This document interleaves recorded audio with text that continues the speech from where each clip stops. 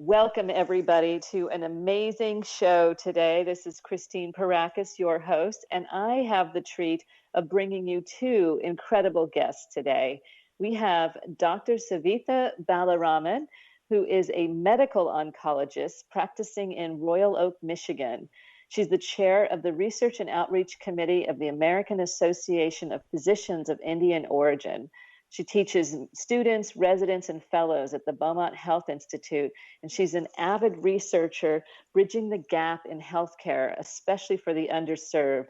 She's doing incredible work, and a full-time professional mother of two. She's always striving to balance work and family life, and has some incredible tools to share with us today about how she's been able to do that and keep her energies channeled in the right directions during this incredible time that we are all in with the global pandemic.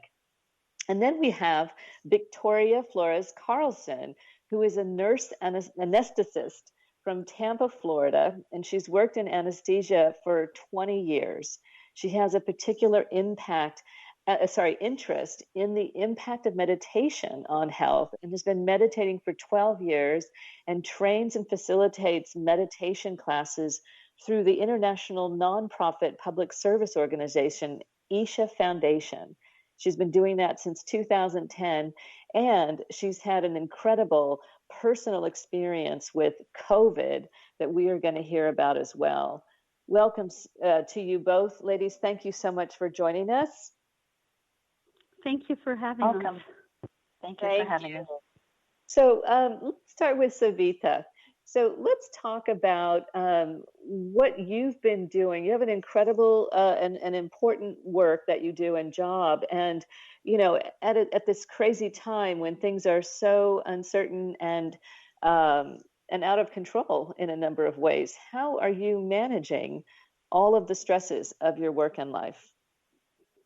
I think this question couldn't have come at a better time than now.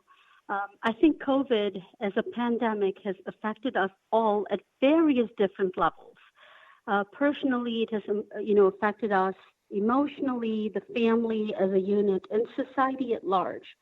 But oncology specifically has taken on a very different impact because of COVID. One, because a lot of our patients, by virtue of the treatments we provide them, their immune system is compromised.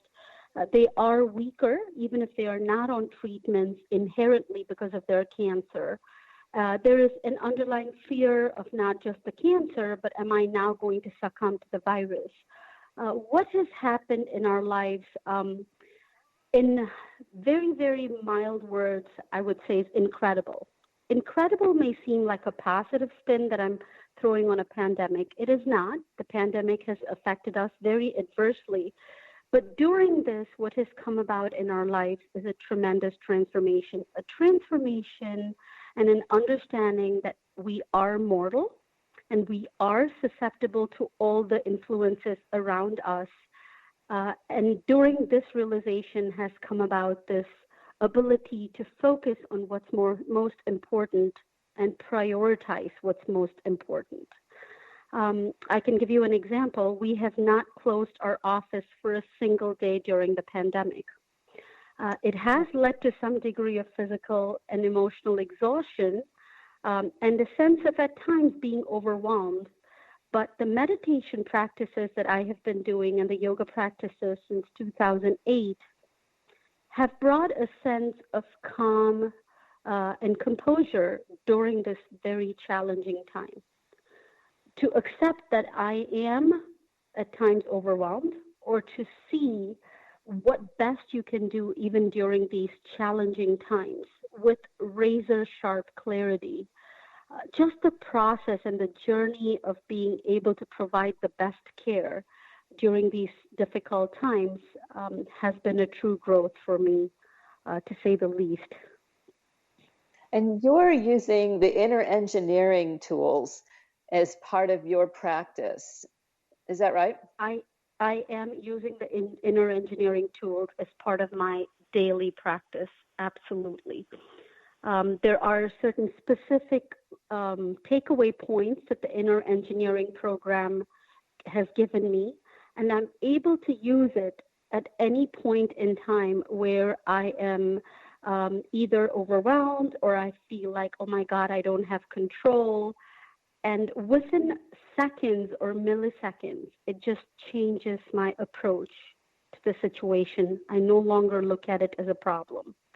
I look at a situation and I see how best I can handle it. Isn't that amazing? And I'm sure that before inner engineering, it wasn't quite so seamless a transition for you, was it?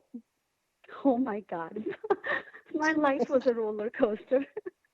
Inherently, I've been a very cheerful person, but with that comes highs and lows, right? You go up really quickly and the slippery slope is as quick. Over the last 12 years, what inner engineering has provided me and the tools that it has provided me is I still intensely enjoy everything I do. I still feel pain or loss intensely, but I feel it with a sense of, I wouldn't use the word detachment, but rather than life mauling me, I would say maybe life bruises me at times now, which is a huge transition. And even when life does bruise me, I'm able to recover much quicker. So it's just been just to look at me as a third person and see the experiences I have undergone and the transformation. I can only say it has been magical. Yes, I'm sure many of us have those similar kinds of experiences through inner engineering. And let's take a shift of a gear for a minute and talk to Victoria about you're on the front lines as a healthcare professional, and you've had a very unique experience in this current times of the coronavirus. You want to share with us a bit about that? Yeah, sure. Well, being an anesthesia care provider, my job is taking a patient safely through surgery from the point when they go to sleep until they wake up. That often involves managing airways, intubating, and so forth like that. So my job, just because of what I do, puts me at an increased risk of contracting COVID.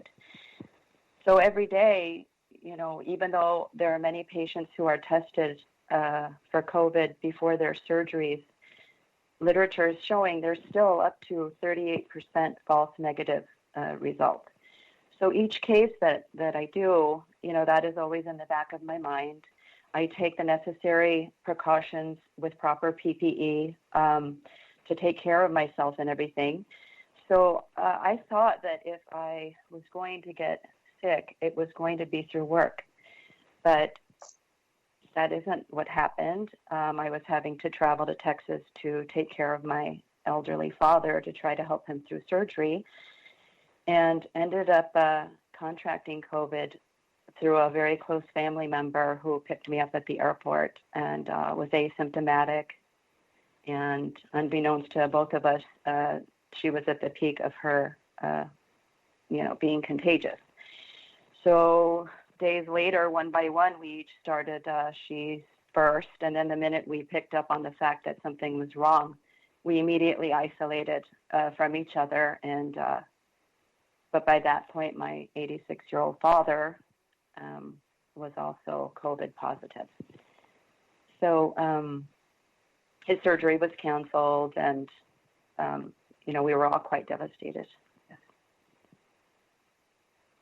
How did you, it's amazing you didn't get it at work, right? But you still got it. And what were you able to do? What did you draw from? How did you get through both the beginnings, the middle, and to get here today to be so strong? I mean, you sound very, strong and present and healthy. So we're hoping this is a good ending for you on that story. Well, when we all realized that we were all ill, my brother came down from Colorado to take over my father's care.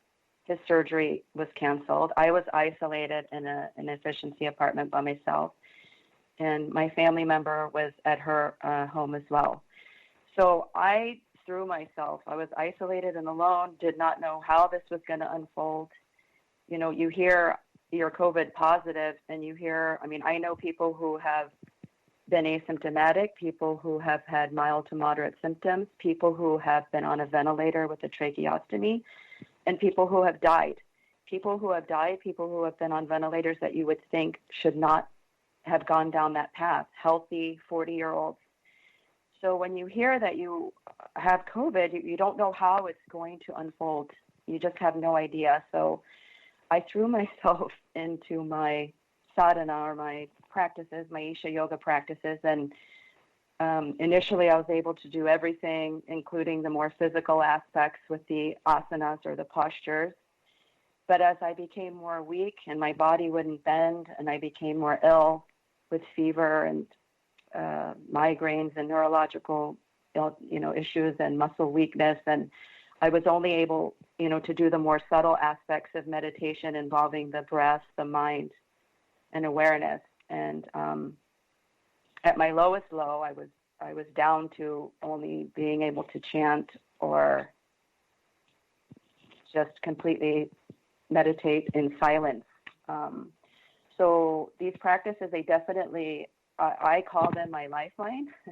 I really do, because in the deepest, darkest hours of my illness, when I had nobody there, that is what gave me strength, and that is what saw me through not only my own illness, but in order to be able to be strong for my family and to be able to be supportive, even though it was over the phone, to offer support that way. Right. And so what you call the sadhana, that is the cornerstone of that, is the inner engineering program that we were talking about with Savitha, right? Yes, it is. And actually, at the beginning of my illness, right now, I think even actually inner engineering online is being offered free for healthcare providers. So at the beginning of my illness, I was able to partake in that, and I took it again the first few days of my illness before I got really sick. And I knew that by doing that, it would make my mind stronger, and I would have a more, solid base to derive from to get me through whatever lied ahead, because I had no idea which way it was going to go, not only for me, but for my father. Because my father did end up going into the hospital, in and out of the hospital. So you don't know, is this going to be the last time I'm going to see him? Is he going to decompensate in the hospital and die alone? And so there's a lot of mental anguish, that can go on with all of that. So it definitely helped me stay grounded, helped me stay focused, and helped me stay balanced. So one of the things I have experienced for myself in my own practices, and I'm asking each of you, there's a feeling of having support, right? Even though you're doing the practice, it's that feeling of not being alone. Is that true for you, Savitha? Oh, it is beyond true. So I just want to expound a little bit on my experience. So contrary to Victoria, who became ill, I did not contract COVID, but I had the opposite situation where my family who lives in India, my uncle, were the only care providers, my brother and I. He got admitted to the hospital right at the beginning of the lockdown. And we are his only family members, and we could not travel overseas to take care of him. So what Victoria feared, which is, will I see my father again? We had that fear, will I see my uncle again? He's battling an illness, which is not COVID alone. He eventually succumbed to the illness. And what I saw during those 4 weeks when my uncle was in the hospital, I was still working full time, because during COVID, we can't stop chemotherapy for our patients that need treatment. And I was going through the mental anguish of having to take care of a loved one